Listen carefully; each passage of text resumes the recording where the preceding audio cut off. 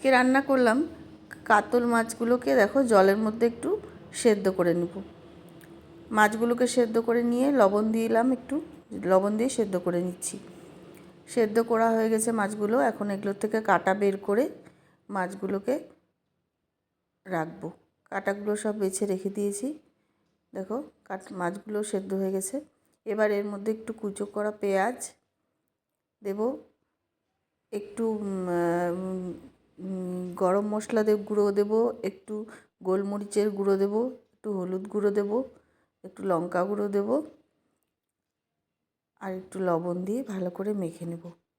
আর দিলাম একটু কর্নফ্লাওয়ার আর ময়দা দিয়ে এগুলোকে ভালো করে মেখে একটা বড়ার আকারে করে নেব।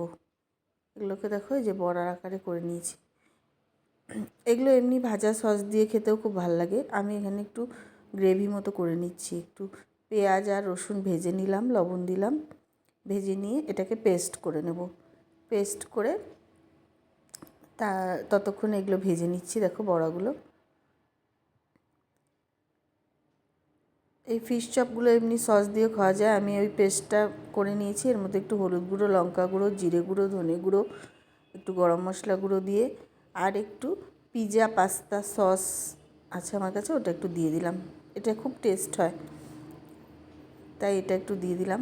এদিকে বড়াগুলো হয়ে গেছে, দেখো ফিশ চপগুলো খুব সুন্দর হয়েছে। এবার এই গ্রেভিটা তেলে দিয়ে ভালো করে নাড়াচাড়া করব। নাড়াচাড়া করে আমি একটু চিনি আর একটু লবণ একবারে ওই গ্রেভিটার মধ্যে দিয়েছিলাম। এখন আর একটু চিনি দিলাম আর লঙ্কা বাটা, আদা বাটা দিয়ে দিলাম। দিয়ে ভালো করে কষিয়ে জলটা দিয়ে দিলাম। দিয়ে বড়াগুলো দিয়ে দিলাম। বড়াগুলো ফুটবে, বেশি ঝোল রাখবো না। তার মধ্যে একটু গরম মশলা গুঁড়ো, একটু কসুরি মেথি ছিটিয়ে নামিয়ে দেব। এটা করে দেখো, দারুণ লাগে। আমার ভিডিওটা লাইক করো, শেয়ার করো। টাটা।